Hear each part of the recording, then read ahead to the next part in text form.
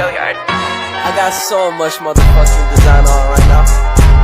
Break it down, bring it back, make it clap. I got 3 old thoughts, new block, wear that thing. Bitches on my line, and you know. Assalamualaikum warahmatullahi wabarakatuh. Alhamdulillahirabbil alamin.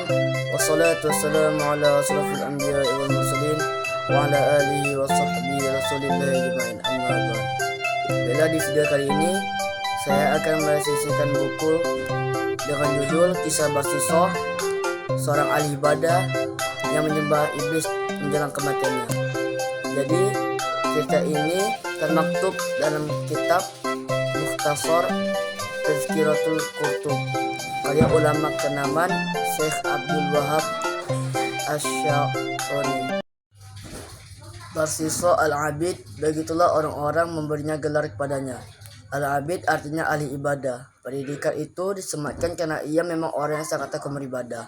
Bahkan sampai-sampai malaikat pun terkagum atas ibadahnya. Ia juga merupakan seorang guru spiritual yang ulung. Konon ia memiliki 60.000 murid yang semuanya berilmu tinggi dan memiliki keramat bisa terbang.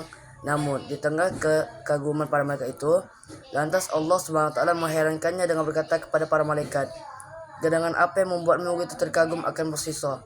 Padahal di dalam pandangan hakikatku ia tak ubah seperti setan yang terkutuk."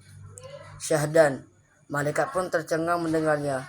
Mereka mulai menerka-nerka akan takdir apakah yang membuatnya tersukur ke dalam lembah derajat setan yang hina dina. Alkisah Barsisoh memiliki sebuah keramat, ya, apabila ia menemui orang gila dan kemudian menyentuhnya, maka seketika orang gila tersebut sembuh. Dan itulah yang terjadi saat itu pada seorang gadis anak raja. Sang putri mengalami gangguan jiwa. Atas perintah sang raja, diutuslah pasukan kerajaan untuk membawa sang putri ke padepokan Barsisoh di tengah hutan agar ia memperoleh perawatan rehabilitas dengan harapan akan menuai kesembuhan. Maka berangkatlah para pasukan dengan membawa putri raja yang sedang sakit jiwa. Sampai di sana, setelah mengutarakan maksud dan tujuan kedatangannya, para prajurit kerajaan bergegas undur diri untuk kembali ke kerajaan dengan meninggalkan sang putri bersama Barsisoh di padepokannya yang berada di tengah hutan. Saat para punggawa telah meninggalkan mereka berdua, sang putri raja masih dalam keadaan gila dan saat Barsisoh hanya ditemani di tengah hutan, belantara tanpa orang lain selain mereka. Iblis pun datang menggoda. "Wahai Barsisoh, tidakkah engkau melihat putri raja itu cukup cantik jelita? Ia begitu menggoda. Tidakkah engkau berpikir untuk sejak bersenang-senang dengannya? Nikmatilah tubuh untuk sekali saja. Lagi pula ia dalam keadaan gila. Sudah tentu ia tidak akan mengetahui apa-apa yang terjadi saat ini. Silakan semuanya nanti. Kalian pun juga hanya berdua di hutan belantara ini. Takkan ada orang yang mengetahui.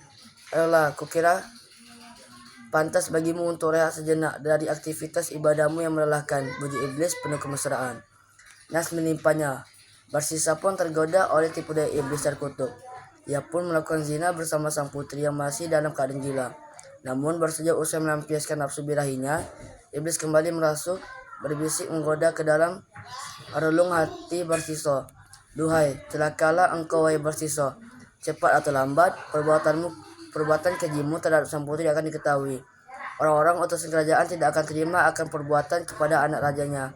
Terlebih, engkau sudah terkenal sebagai seseorang yang sakti dan ahli ibadah. Jika hal ini diketahui, sontak reputasimu akan hancur berantakan. Nama baikmu akan tercemar dan seluruh orang akan mencapakanmu. Lalu apa yang harus kulakukan?" Batin Barsisoh mulai dirundung kecemasan tak karuan. Ia pun mulai bertanya-tanya terhadap diri sendiri dan mencari cara bagaimana untuk menutupi semua ini. Dan lagi-lagi sang iblis mulai berbisik melancarkan strateginya. "Sudahlah, bunuh saja wanita itu. Kemudian kuburlah ia dalam-dalam di atas gundukan pasir. Dan jika para utusan kemari untuk menjemput sang putri, bilang saja bahwa ia telah sembuh dan pamit untuk kembali ke kerajaan seorang diri. Maka semuanya akan beres. Kalaupun ia akhirnya tak kembali, engkau tak akan disalahkan." Mereka percaya mengira bahwa sang putri telah mati terterkam binatang buas di tengah perjalanan kembali menuju istana. Bodohnya, Barsisoh pun kembali mengiyakan tawaran iblis yang seakan penuh kompromi tersebut. Dibunuhlah sang putri olehnya dan kemudian ia kubur dalam-dalam hingga sekiranya tak seorang pun mengira ada mayat di bawah sana. Akhirnya, sekarang tuntas sudah semuanya, batin Barsisoh penuh lega. Namun tidak bagi iblis. Setelah ia berhasil membujuk rayu manusia yang terkena ahli ibadah dan bisa menyembuhkan orang gila hanya dengan tangannya itu, iblis kemudian menjelma menjadi seorang soleh ahli ibadah yang seakan dapat mengetahui segala sesuatu yang terjadi. Yang kemudian masuk ke istana, menemui raja dan menceritakan apa yang terjadi terhadap putrinya dan bersiswa di tengah hutan belantara. Seketika sang raja mengirim utusan untuk menangkap bersiswa di padepokannya. Dan tanpa ampun, akhirnya bersiswa dihukum salib oleh sang raja. Sungguh kini bersiswa sudah tak mampu melakukan apa-apa. Di tengah kelemahan bersiswa ini, dengan licik sang iblis kembali memanfaatkan keadaan untuk menjerumuskan lebih dalam lagi ke lembah kekufuran. Iblis pun berkata kepada bersiswa dengan penuh rasa iba, "Duhai, alangkah malangnya nasibmu. Engkau sekarang terhukum salib oleh sang raja. Namun janganlah kau hiraukan. Sebentar lagi penderitaanmu akan berakhir. Aku akan menolongmu, tapi ada syarat yang harus kau penuhi," kata iblis.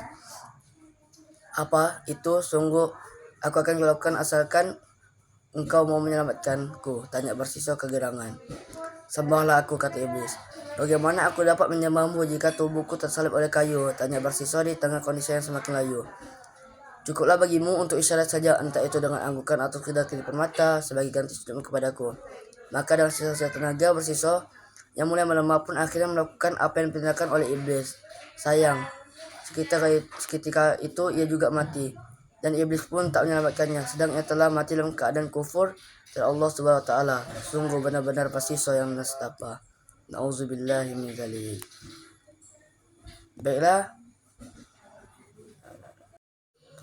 Baiklah, hanya itu video resensi buku video saya kali ini. Jika ada kata-kata yang salah dan kurang, mohon dimaafkan karena saya juga masih pelajar. Assalamualaikum warahmatullahi wabarakatuh.